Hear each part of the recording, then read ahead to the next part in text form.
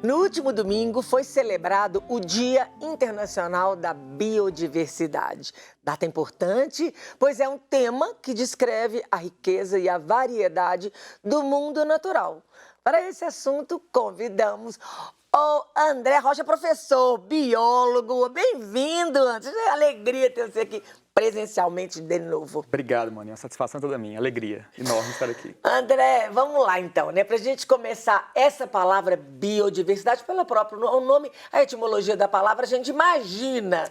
Mas tem muita gente que não imagina. E o que é biodiversidade? Biodiversidade, diversidade de vida, né? Então são organismos vivos que estabelecem relações entre si e que está muito associado ao conceito de riqueza, né? Que é uma riqueza de biodiversidade, ou seja, são os diversos organismos de fauna, de flora, fungos, bactérias, todos esses organismos que compõem a cadeia da vida no planeta, né? Então, biodiversidade... Isso que você está falando aí, fauna, e são os tipos de biodiversidade, não? A biodiversidade compõe esse conjunto de organismos, né? Aí, fauna, flora, todos os micro-organismos também, tudo isso compõe a biodiversidade e é muito importante a gente ter uma riqueza dessa biodiversidade para a gente ter equilíbrio, né? Então, é um pressuposto. Isso que eu ia falar, porque as pessoas acham, por exemplo, a onça que entrou lá no colégio, né?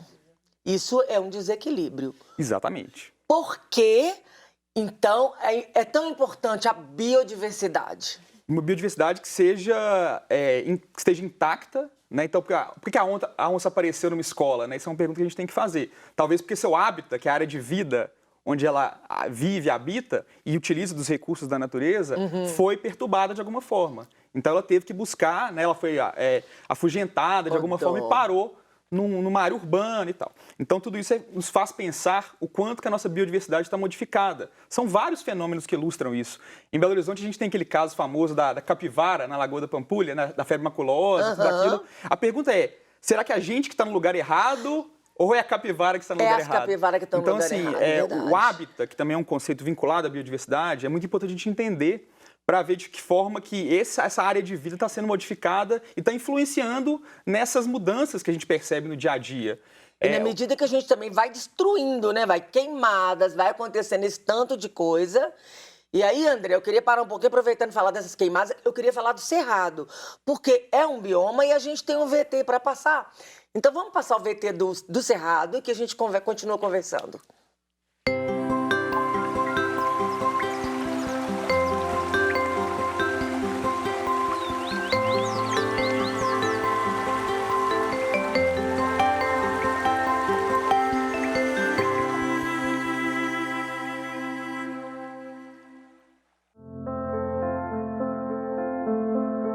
Os campos, eles são puros, berço de gramíneas que se misturam à sutileza das bromélias. Árvores tortuosas que são conhecidas em todo o país, um traço marcante. Esse é o cerrado. Segundo maior bioma do Brasil e também da América do Sul, é terra de se perder de vista. Cobre 25% de todo o nosso país. Área que, medida, dá mais de 2 milhões de quilômetros quadrados, segundo a Embrapa. Possui 11.627 espécies de plantas nativas já catalogadas. Mais de 4.000 são endêmicas, ou seja, só existem nesse bioma.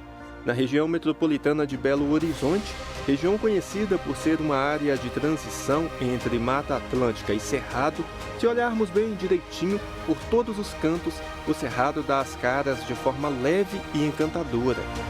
Uma curiosidade sobre o Cerrado e que poucas pessoas sabem é que a vegetação, como a gente vê, é chamada de floresta de cabeça para baixo. Estranho, né? Mas tem uma explicação para isso. É que as árvores podem até ser bem pequenas, mas as raízes possuem até 3 vezes mais do que aquilo que nós conseguimos ver de fora da superfície.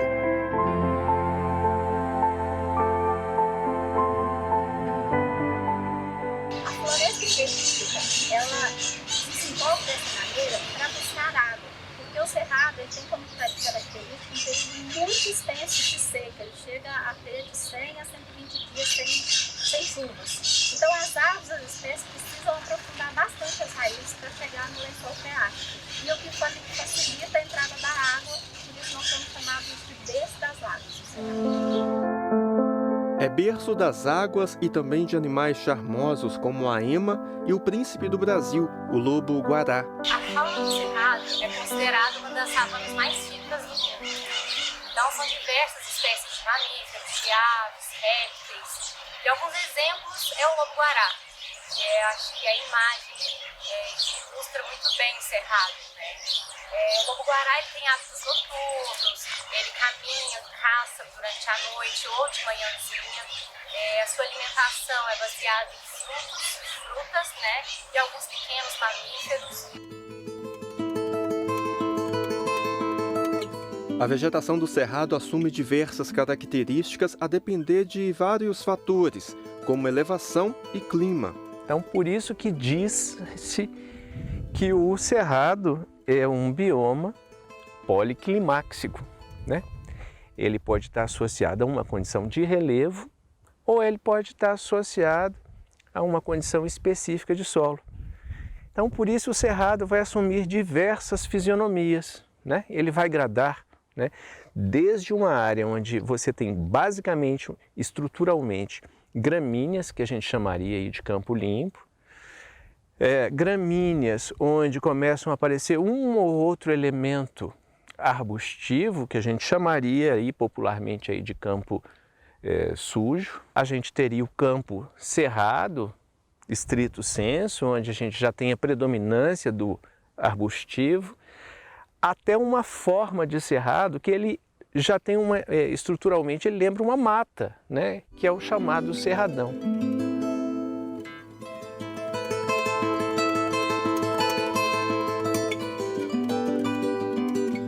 E o que controla essas fitofisionomias do cerrado?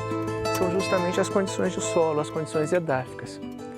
Se você olhar por aqui, né, nós estamos aqui mais ou menos numa meia encosta, né, você vai ver que nós temos alguma condição de solo, mas se a gente for observar bem, né, aqui é claro está degradado, mas você vê aqui basicamente uma couraça ferruginosa com pouca qualidade de solo, e é por isso que você tem aqui esta condição de cerrado. É interessante observar que em uma única encosta é possível ver a diversidade desse bioma, fundamental para o equilíbrio da vida. Nos altos, né, nas cristas, você tem a couraça ferruginosa, você praticamente não vê nada que seja arbustivo, é só uma gramíneazinha ou algum tipo de vegetação mais adaptada que suporta a condição de temperatura, de falta de matéria orgânica. Na medida em que a gente vai descendo a encosta, essa estrutura do solo começa a mudar, né? Começam a surgir horizontes um pouquinho diferenciados, ainda muito estreitos. Aí você tem o que é arbustivo, e quando você chega nos fundos de vale ou ao longo dos cursos d'água, você tem já uma formação de mata. Então, é isso que dá a riqueza, né, e as diversas fitofisionomias características do cerrado. Um grande problema é a devastação.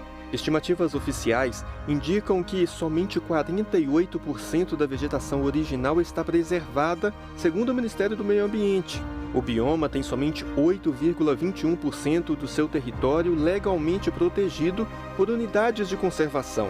A conscientização, o conhecimento, a preservação e recuperação são medidas urgentes e todos nós podemos nos envolver e salvar esse manancial de vida, terra que habitamos.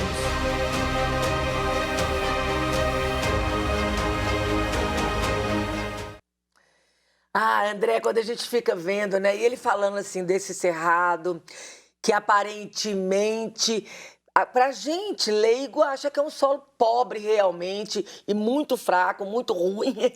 E aí eu queria que você falasse desse solo do cerrado, dessa devastação, dessa queimada que acontece muito no cerrado também. Bom, o cerrado é um bioma que, historicamente, ele foi meio que estigmatizado, porque quando a gente pensa no conceito de biodiversidade que a gente estava falando anteriormente, a gente pensa muito em exuberância, em grandes matas frondosas, Mata Atlântica, Amazônia, e não consegue enxergar isso historicamente, né, a importância que o cerrado tem. Poxa, o cerrado abarca uma biodiversidade, uma riqueza gigantesca e também exerce funções importantíssimas para a qualidade de vida, né? Você falou a questão do solo, a diversidade do cerrado, como o professor Alessir falou muito bem, está muito vinculada à questão de altimetria, de relevo e tal. Então a gente tem as partes mais altas, inclusive está muito em voga hoje em Belo Horizonte, em Minas, a questão da mineração na Serra do Curral. Verdade. Que ali abrange parte desse bioma, junto com a Mata Atlântica, então ali é uma área de transição chamada ecótono, né?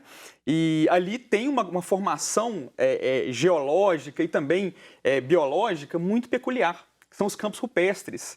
Para muitos é considerado como bioma, mas hoje faz parte do cerrado, numa visão mais macro de definição de bioma. E esses campos rupestres, eles têm uma função tão rica relacionada à questão de água, solo, água, então tem uma relação direta, né? Como e é uma coisa interessante, a gente tornar visível aquilo que historicamente foi invisível, são as águas subterrâneas. Então o cerrado hoje é uma grande bomba de água subterrânea, a chamada caixa d'água, né, um sinônimo que esse bioma ganhou, porque ali ele abriga uma grande quantidade de águas subterrâneas, lençóis freáticos, aquíferos, né, que nos ajudam a prover água e garantir que o ciclo continue. Essa vegetação do cerrado, que tem as raízes profundas, por isso que ela é chamada de a floresta de cabeça para baixo. Exatamente. Né? Então são essas raízes que garantem que ela consegue primeiro puxar água, dessa água subterrânea, né, por meio dessas raízes, e garante também que esse solo exerce uma função importante para o ciclo da água, que é tanto como que a água consegue escoar por meio desse solo, né, um solo mais poroso e tal, e ao mesmo tempo ela garantir que esse ciclo continue.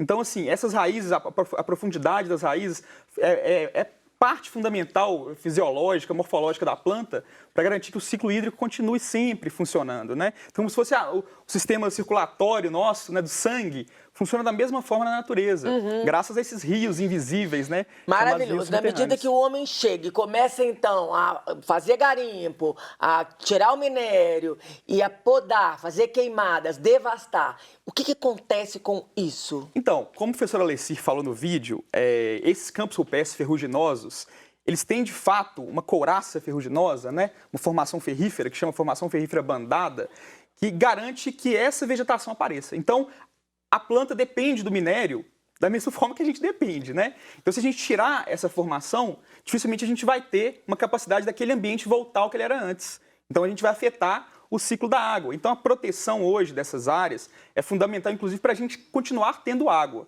Se a gente tira o ferro, a gente tira a capacidade da planta se desenvolver.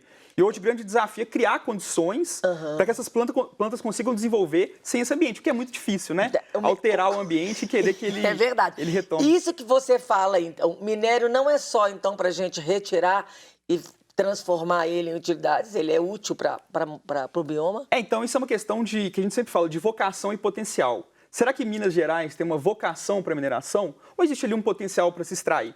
Isso está muito vinculado a um conceito da economia que chama trade-off, que é a liberdade de escolha. Então, cabe a nós, a gente vive num regime democrático, né? A gente tem que saber fazer boas escolhas, decidir o que a gente quer para a nossa vida. Se a gente quer um campo rupestre ferruginoso, e não só na Serra do Curral, a Serra do Gandarela, que forma o que os geólogos chamam de quadrilátero ferrífero, aquele conjunto de serras, Serra da Moeda, Serra do Curral, Serra do Gandarela, do Caraça, Serra de Ouro Preto, ou então seria um quadrilátero aquífero, né? Quem é do movimento ambiental costuma tratar. Então é uma questão muito de liberdade de escolha. A gente tem que tomar essa decisão, né? E de que forma que a gente pode participar para garantir os nossos direitos. A gente falou no início do Dia Internacional da Biodiversidade, 22 de maio de 1992, quando foi aprovado o texto da Convenção da Diversidade Biológica. Então, 2022 é um ano que tem um significado para a questão ambiental muito grande. Primeiro, 30 anos da Convenção da Diversidade Biológica, 30 anos da Rio 92, que foi a Conferência Mundial sobre Meio Ambiente e Desenvolvimento, e 60 anos da Primavera Silenciosa, que é uma obra da literatura ambiental que foi um divisor de águas para trazer a consciência ambiental como pauta global. Então, assim, volto naquela questão, é tudo liberdade de escolha. Então, a sociedade, a gente não pode vincular apenas a história de Minas Gerais, por mais que se chame Minas Gerais, apenas a questão da mineração. Entendi. A gente tem um conjunto aqui de atributos que também exercem uma função importantíssima para a nossa qualidade de vida. Então é esse ponto que a sociedade precisa compreender, né? Que biodiversidade, por mais que seja muito recente na história do ser humano, está muito vinculado à qualidade de vida. Então, a gente não é apenas uma visão romântica de proteger a natureza por proteger. Cada organismo... Não. Aí voltamos à questão de riqueza, né? Cada organismo tem uma função. Então, é muito diferente a gente falar em 1 hectare de soja e 1 hectare de floresta nativa de Amazônia, por exemplo, né? E do Cerrado, que é a segunda fronteira agrícola brasileira. Galhos tortuosos, quem vai garantir interesse e função para isso? Né? Quem vai dar valor para ir para o Cerrado? Já que ele não é tão exuberante como os outros biomas, como Mata Atlântica, Pantanal, Amazônia. Então, assim, tudo isso nos faz refletir sobre como enxergamos a natureza, né? De que forma, o que é importante.